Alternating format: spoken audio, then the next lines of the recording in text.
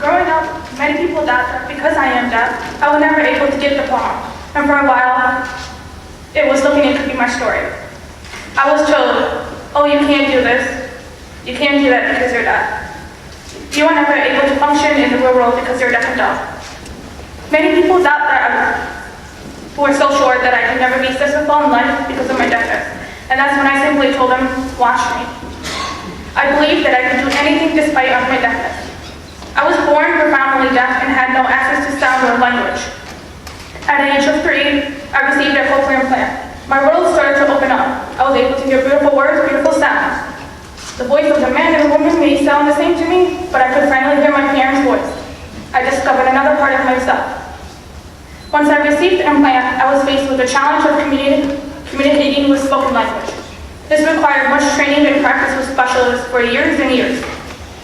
By the time I reached high school, I had gained enough language skills to participate in general education setting. But still, I was placed in self-contained classroom for the deaf and hard of hearing. Again, I felt like I was locked in a cage.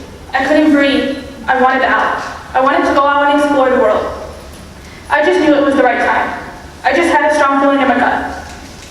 During the first 2 weeks of freshman year at Sada Imran High School, I overheard some people that I was not going to graduate with a diploma, but instead with a certificate of completion.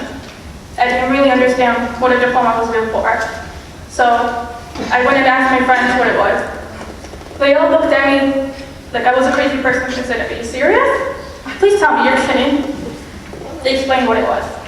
A certificate would hold me back from my dreams. I wanted to enter a medical field, but to do that, I needed to go to college. To go to college, I need to obtain a diploma. I went to high school without knowing my first step towards making my dream come true was to obtain a diploma. Heck, no one. No one had the strength to come and tell me that I wasn't going to receive it. No one. I had to figure out all on my own. I learned it in the hard way. I decided to speak up for myself. It was a normal day, and I was doing work on the vocabulary sheet. I knew it was the right time to voice for myself, but I didn't know how.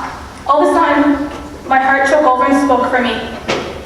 I asked my teacher, Mrs. Sager, am I on diploma track? As she sat down, she said, no, you're not. You will not be graduating with a diploma. She looked right into my eyes, and I couldn't speak. My heart shattered. It completely broke me. I want to be on diploma track right now, I said. She quickly asked me, are you sure? It won't be easy. Yes, I'm sure. Shortly after, I was put in the mainstream classrooms to meet the requirements for graduation. Before I go on, I want to note that I truly appreciate the Deaf and Hard of Hearing DHH program because it really helped me to get ready for the real world, to build on skills that were needed for the real world. The program was supportive in many different ways. It allowed me to get on my feet off the path of becoming independent. But I was ready to leave the program and explore the world. No matter what roadblocks I may face in life, but I have to tell you, it was hard. It was really hard. I was put in this special class called academic support class, but it was a waste of my time. It was all noisy and the students were competing for the help of the teacher in the room. I never felt like I belonged. I hated it so much with every organ within my body. In my general education classes, I felt like I belonged. But I was only getting a quarter of the information a hearing person would get. I was exhausted. Back then, people would force me to try to do things that I knew it wouldn't work out.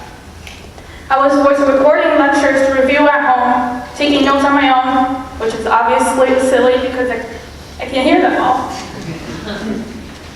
I had to play catch-up games to keep up. I was only sleeping a few hours each night. I was drowning somewhere in the depth of the ocean. My grades were falling apart. I was falling apart. I just didn't have that real-time learning. I almost failed some of my science classes after fighting so hard to be in general education. This was heartbreaking. It looked like it could take me 5 or 6 years to graduate. That's when Tammy Hansford, a teacher consult, came along. At the first sight of her, I had a good feeling. I knew my journey would be hard, but it wouldn't be hard as with Tammy. She spent endless hours working with me. One day I was struggling with my classes. Tammy and I was just trying to figure out why the heck I was struggling. We both knew that I was a smart girl. All this time, I said, what about a sign language interpreter? She looked at me and she said, why do you say so? I explained. I could tell I was teaching her something she didn't realize before. As a deaf person, I I needed an added support. My program plan could only do so much. I knew that I needed an interpreter, a note taker, and a personal FM, which is a mic that connects with our microphone. We talked to the team, but we weren't getting anywhere. My THH teacher looked for someone who can help advocate for me. And that's when she sent me the contact information for Kathleen at the Student Advocacy Center. Right away, I emailed her. This was November 2013, my sophomore year. It was a pretty long darn email. I explained the situation in detail. I told her my IEP was not being followed and I needed more support. She requested me and my parents to go and see her. I pretty much forced my parents, my father, to come along. No one in my family has ever advocated for themselves as much as I did. So of course he would be a little confused, but in the end he trusted me and went along. About a month later, Kathleen came to me with me in the IEP meeting to figure out my special education plan. We fought for this sign language interpreters for about a year and a half. Finally, AAPS said we will do a trial, but we have to prove it helps. Yeah, that was a little weird, but whatever. I accepted it because I wanted to graduate on time. Once the interpreter were in place, guess what happened? I started getting straight A's and B's with flying colors. With the help of the interpreters to help me fill in the blanks, I was successful. I didn't need to stay up so late studying. I got good grades. I had access to real-time learning. I had other supports, too, that I fought with the help of Kathleen. Services that were helpful, such as FM systems, speech-to-text software to allow me to dictate written work. I had to try a lot of different things. It is important to find your ability in your disability, and that's what I did. In the end, once I had all this in place, I lessened other supports. I didn't need a resource room. I didn't need extra time on test. I didn't need a quiet room. I finally felt like I was human, like a normal student. Plus, I think I taught the school something about how to help other deaf people who were through the same what I went through. By my senior year, I was able to participate in health science program at Durham High School, a program that changed my life. In second semester, I was able to absorb multiple healthcare professionals at work through critical rotations. During one of those rotations, I met David, a nurse who works at University of Michigan Hospital. He was the first deaf healthcare provider I have ever met. I cannot contain my hysteria. I felt sheer happiness in knowing that there was someone who shared my condition, someone who had overcome all the obstacles set before him in order to help others. One night, when I shadowed David during the midnight rotation, something special happened. With the help of the stethoscope connected to our program plan, I heard my first beating heart. The sound was so strange, yet so precious, that I shed tears upon hearing it. I wanted to hear it over and over again. By then, I knew I made the right decision choosing the diploma. You know, if I hadn't spoke up, if the Student Advocacy Center didn't help me, it would have been too late. I wouldn't have graduated on time or have given up. Looking back, I think I would still be in high school. I wouldn't be where I am today. But I did it. I graduated from Skyline High School class of 2016. Woo!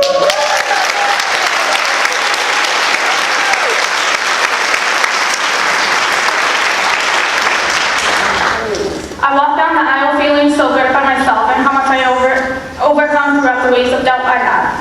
I was able to walk down the aisle with all my classmates. I was able to finish school in 4 years instead of 5.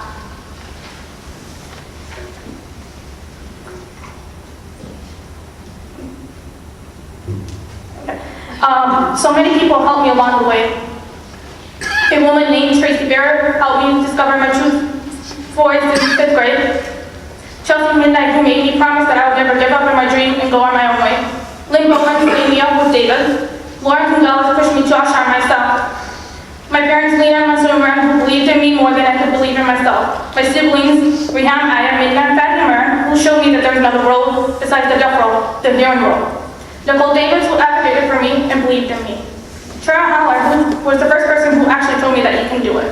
Tammy Hansford, who provided me with so much help. Gina Mooney, who was a role model for me as a deaf person. My friend Samira, who stayed by my side through thick and thin, who also helped me find my way back to the surface after breathing in the depth of the ocean. And most importantly, without the help of the Student Advocacy Center, especially Kathleen, I would have never been able to graduate on time and be on the path of becoming a Christian assistant. many waves of death, I still have. I will always go higher than